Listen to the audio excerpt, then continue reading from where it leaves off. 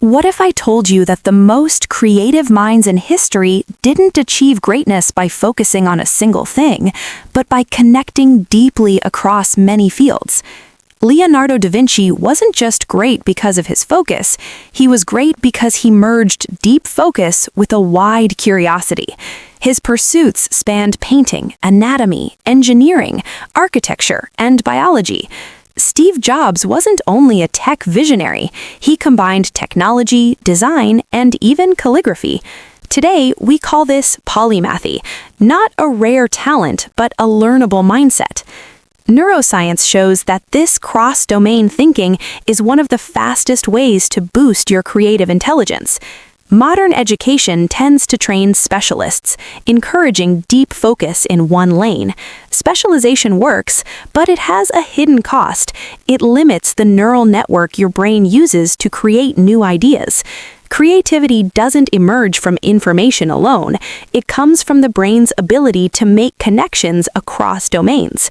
As Michael Gelb mentions in How to Think Like Leonardo da Vinci, cultivating these cross-domain connections allows for the creation of original and unexpected ideas. If you only think within one mental neighborhood, your ideas will likely look familiar. Polymathy, however, isn't about multitasking or shallow learning. It's about structured, deep exploration across multiple fields. It's not random collection of skills, but a purposeful and organized approach to learning. True polymathy means going deep in multiple fields.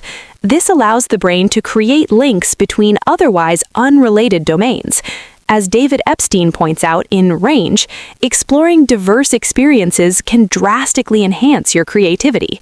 For instance, Leonardo studied anatomy, not to become a doctor, but to understand the human body for his art. He saw the body as a system of movement and tension, which enriched his paintings with life and depth. The science behind this is fascinating. First, there's the concept of neural network expansion. Your brain doesn't work in isolated modules. Instead, it operates through networks. When you study different fields, you activate different parts of the brain, allowing new connections to form. These connections lead to more creative ideas, as various parts of the brain start communicating with each other.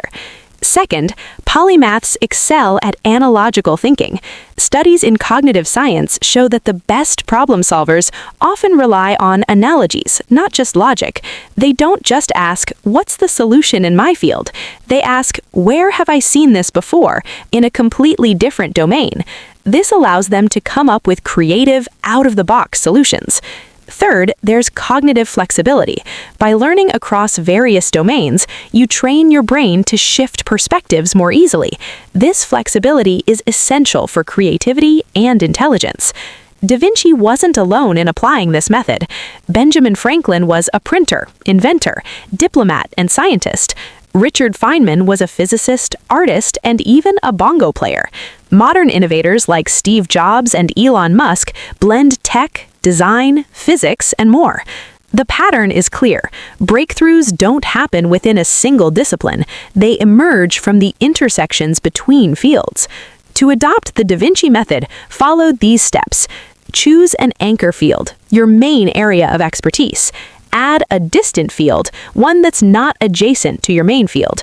Examples could be tech plus psychology, design plus biology, business plus philosophy. Extract transferable patterns. Understand how this distant field solves problems and what metaphors it uses. Force integration. Teach, write, or explain one field using the language of another. To make this process part of your daily life, spend 15 minutes each day learning something from a completely different field. Keep a journal to track connections and patterns you notice between domains. By training your mind to think polymathically, you'll see real creative growth. In the age of AI, this is critical. While AI can access vast amounts of data, it can't replicate cross-domain intuition and understanding. In this new era, connection is more valuable than knowledge. So don't just go deeper, go wider with intention.